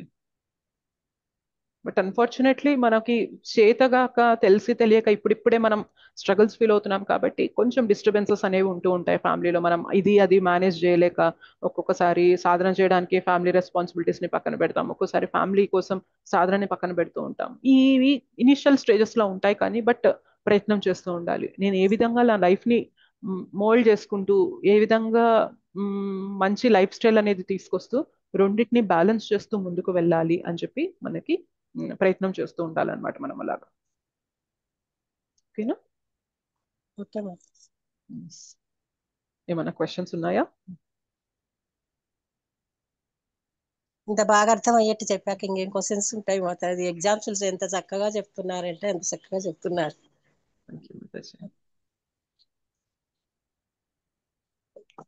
భగవద్గీతకి పైన ఉన్న ఇంకొక అపోహ ఏంటి అంటే భగవద్గీత జీవితంలో అంతా అయిపోయాక వినాల్సింది అని చెప్పి అనుకుంటారు.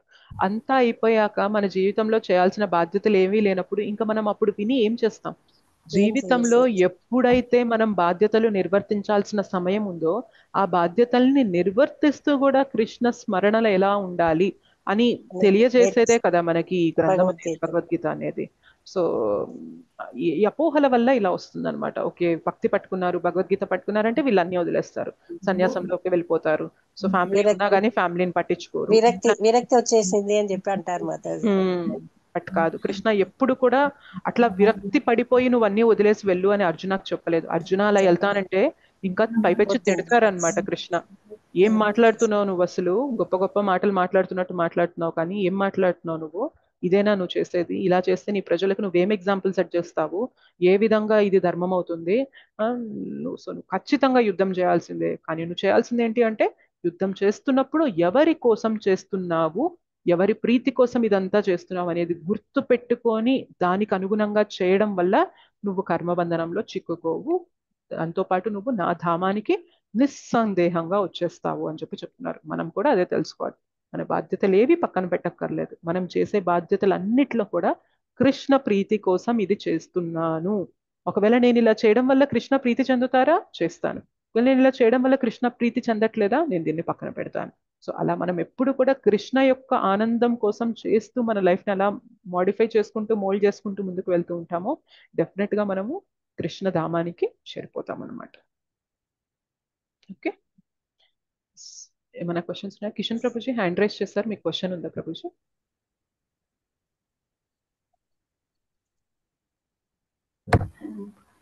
హరే కృష్ణ మాతాజీ, మీరు ఇందాక 5 చెప్పారు కదా, సాధు సంఘ, స్వాధ్యాయ, సేవ, సదాచారాన్ని. ఇంకొకటి నేను మిస్ అయ్యానది, ఒకటి చెప్తారా? ఒక్క నిమిషం చెప్తాను ప్రభుజీ.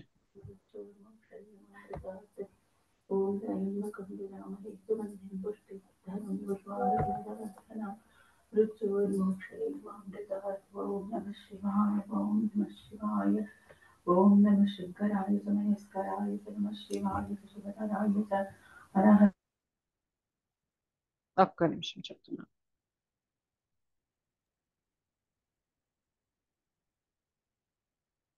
సత్సంగం, సాధు సంఘ, స్వాధ్యాయ, సేవ, సదాచార్ అండ్ ఇంకొక ఎస్. ఒక్క నిమిషం. శ్రవణం మాతాజీ. శ్రవణం మాతాజీ.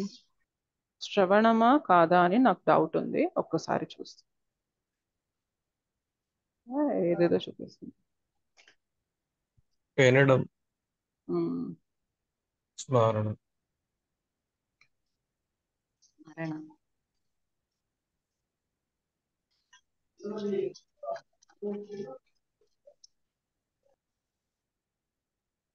నేను మీకు అది చూసి పంపిస్తాను ప్రభుజీ, గ్రూప్ లో పంపిస్తాను ఒకసారి. పంపించండి మాతాజీ. ఎస్, అందరికి గ్రూప్ లో మీకు వస్తుంది. ఒక్కొక్క ఎస్ అంటే ఏంటి అనేది మీకు పంపిస్తాను. ఓకే, అవును, సరే Mataji. Hare Krishna Mataji. Thank you Mataji. Thank you so much Mataji. మీరు బాగా చెప్పారు మాతాజీ. దీన్ని మళ్ళీ రికార్డ్ పెట్టండి మాతాజీ. చెప్తాను మాతాజీ, పెడతాను. రికార్డ్ పెట్టండి మాతాజీ. Yes sure Hare Mataji. కృష్ణ మాతాజీ. దండవత్ ప్రణామ్. దండవత్ ప్రణామ్. హరే కృష్ణ. హరే కృష్ణ మాతాజీ. ఒకసారి మీరు 5S ఏరియా మళ్ళీ చెప్తారు ఒకసారి. అది నేను గ్రూప్ లో మీకు పంపిస్తాను. అన్ని ఒక్కొక్క ఎస్ అంటే ఏంటి అనేది మీకు పంపిస్తాను. ఇస్కాన్ నందనవనం కూడా గీతామృతం గ్రూప్ లో పంపిస్తాను. అలాగే మాతాజీ. హరే కృష్ణ. హరే కృష్ణ మాతాజీ. ఒక చిన్న డౌట్ మాతాజీ. చెప్పండి మాతాజీ. ఇప్పుడు కృష్ణ సేవ కోసము కొంత మనీ అంటే ఎంతైనా పంపించవచ్చునా? దానికి లిమిట్ అంటూ ఉందా? అది ప్రతి నెల పంపించేందుకు వీలవుతుందా? అది కొంచెం వివరంగా చెప్పండి మాతాజీ. కృష్ణ సేవ కొరకు కొంత మనీ ఇవ్వదలుచుకుంటున్నాను. అంటే నెలకోసారి కావచ్చు, 2 నెలలకోసారి కావచ్చు, అది చెప్పలేను మాతాజీ. ప్రతి నెల కావచ్చు. కృష్ణ కృప ఎట్లా ఉంటుందో చెప్పలేను. అది లిమిట్ అంటూ ఉందా? మన ప్రేమతో మనం ఎంతైనా ఇవ్వచ్చునా? మీకు తోచినంత ప్రకారం మీరు ఎంతైనా ఇవ్వచ్చు. మీరు నెల చేద్దాం అనుకుంటున్నారు కాబట్టి మనకి నిత్య సేవక్ అని చెప్పి ఒక సేవ నడుస్తుంది మాతాజీ. ప్రతి నెల కూడా వారు ఎంతో కొంత ఏదైతే కమిట్ అయ్యారో సో అది వాళ్ళు ఇవ్వచ్చు. 500 కానీ అదే 500 కానీ ఎంత నా శక్తి మేర ఎస్ అట్లా ఇవ్వచ్చు మాతాజీ. దానికి ఒకటి ఉంది. మీకు అది ఏ విధంగా చేయాలి ఏంటి అనేది నేను ఒక పోస్టర్ ఉంటుంది, నేను అది ఒక్కసారి చూసి మీకు నేను వాట్సాప్ లో పంపిస్తాను మాతాజీ. పంపించండి మాతాజీ. కొంచెం దాన్ని చూసి. అంతే, లిమిట్ అంటూ ఏం లేదు కదా మాతాజీ దానికి? లిమిట్ ఏం లేదు. ఒక నెల కొంచెం పంపించచ్చు, మళ్ళీ నెలలో ఇంకా కొద్దిగా ఎక్కువ పంపించుకోవచ్చు. అట్లా మన ఇష్టమే గానీ దానికంటూ ప్రత్యేకంగా లిమిట్ అంటూ ఏం లేదు. అట్లా ఏమి ఉండదు మాతాజీ. నేను ఒకసారి చూస్తాను, ఆ డీటెయిల్స్ అన్ని చూసి మీకు నిన్న నాకు వాట్సాప్ లో పంపించారు కాబట్టి మెసేజ్ నేను మీకు పంపిస్తాను. అది చూసి. సరే Mataji. Thank you Mataji. Thank you. Hare Krishna. Hare Krishna Mataji. మాతాజీకి కూడా పంపించాము మాతాజీ. ఫిల్అప్ చేసాము. అది అప్లికేషన్ ఫిల్అప్ చేసేసి మాతాజీకి కూడా పంపించాము. మాతాజీ అడిగారు అనమాట, మీరు పంపించినారా, అది ఫిల్అప్ చేసి పంపించారా లేదా అని చెప్పి అడిగారు. చెప్తాము మాతాజీ. మాతాజీకి కూడా వాళ్ళకు అవి చేరిండేది లేని ఎట్లా తెలిసిద్ది మాతాజీ? మాకు మాతాజీ చెప్పి స్క్రిప్ట్ ఏమి ఇవ్వలేదు. స్లిప్ అంటే మీరు వాళ్ళని మీకు ఎప్పుడైతే ఈ పితృపక్ష కోసం చేశారో ఒకసారి మాతాజీకి అడగండి, స్క్రీన్ షాట్ పెట్టండి, మీకు వచ్చాయా లేదా అని అడగండి. దాని తర్వాత మళ్ళీ మీకు ఒక గూగుల్ షీట్ ఉంటుంది, గూగుల్ ఫామ్ ఉంటుంది, అది మీరు ఫిల్ చేయాలన్నమాట. ఫిల్ చేసి మీ పెద్దల పేర్లు అవన్నీ ఇస్తే, గోత్రము పెద్దల పేర్లు అవన్నీ ఇస్తే వారి తరపున మనకి మహాలయ అమావాస్య రోజు భగవద్గీత శ్రవణము, కొన్ని భాగవతంలో కొన్ని శ్లోకాస్ అనేవి చదివి వారి తరపున అది ఆఫర్ చేయడం జరుగుతుంది అనమాట. సో ఆ ఫామ్ అనేది మీరు ఫిల్ చేయాల్సి ఉంటుంది. మీకు డీటెయిల్స్ ఏమన్నా కావాలి అంటే కనుక నాకు ఒకసారి పర్సనల్ గా మెసేజ్ చేయండి, నేను పంపిస్తాను. మాతాజీ ఫిల్ చేసి పంపించినాం మాతాజీ. అవి వాళ్ళకి చేరినాయా లేదా అనేది మాకు ఎట్లా మాతాజీ తెలిసేది? మీరు ఫిల్ చేస్తే చేరిపోతాయి. మీరు కావాలంటే మాతాజీని అడగండి, రేణుకా మాతాజీని, మా నేమ్స్ వచ్చాయా అని చెప్పి అడిగితే మాతాజీ ఒకసారి చెక్ చేసి చెప్తారు. మీరు ఫామ్ అనేది ఫిల్ చేసి సబ్మిట్ చేస్తే వెళ్ళిపోతాయి ఆటోమేటిక్ గా. మీకు డౌట్ ఉంది నేను సరిగ్గా సబ్మిట్ చేశానో లేదో అన్న ఇదిలో మాత్రం మాతాజీని అడిగితే, మాతాజీ ఇట్లా మేము చేసాము, ఫిల్ చేసాము, ఒకసారి మీరు వెరిఫై చేయగలరా అంటే చేస్తారు. సరే మాతాజీ. Yes, Mataji. సరే Mataji. Thank you. Hare Krishna. 8 PM class link అంటే ఏది ప్రభుజీ? డైలీ ఉండేదా మీరు అడిగేది? Narasimhadas Prabhuji. 8 PM link daily meeting, daily daily link prayer. పంపిస్తారు కదా, పావని మాతాజీ పంపిస్తుంటారు డైలీ ఉండేది భక్తి యోగాది. హరే నిన్న కృష్ణ జరగలేదా మాతాజీ. మాతాజీ క్లాస్? యాక్చువల్ గా ప్రతి బుధవారం క్విజ్ ఉంటది మాతాజీ. సో ప్రభుజీ కొత్తగా జాయిన్ అయ్యారు కాబట్టి తెలియలేదు. ఆహా, ఓకే సో బుధవారం క్లాస్ ఉండదు. సో వారం అంతా జరిగిన శ్లోకాల మీద క్విజ్ ఉంటది. Google okay. ఫామ్ షేర్ వచ్చింది, అది వచ్చింది. అది ఆన్సర్ చేశారా ప్రభుజీ మీరు?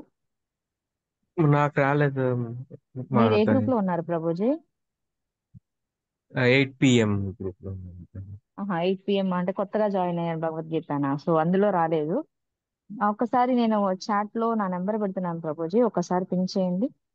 యాక్చువల్ గా గ్రూప్ షూర్. వచ్చేసి క్విజ్ వచ్చేసి 2 గ్రూప్స్ లో మాత్రమే షేర్ చేస్తాము, అన్ని గ్రూప్స్ లో చెయ్యం ప్రభుజీ. హరే కృష్ణ.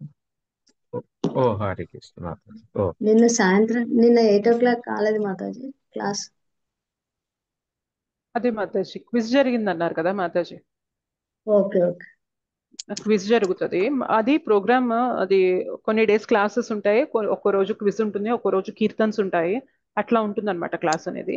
మీకు ఒకసారి జాయిన్ అవుతూ ఉంటే మీకు అర్థమవుతుంది అనమాట. నిన్న క్లాస్ అనేది క్విజ్ ఉంటుంది కాబట్టి నిన్న క్లాస్ జరగలేదు. క్విజ్ అనేది లింక్ మీకు గూగుల్ ఫామ్ పంపించారు వాళ్ళు, అందులో మీరు ఫిల్ చేయొచ్చు అనమాట మీ ఆన్సర్స్ అనేవి.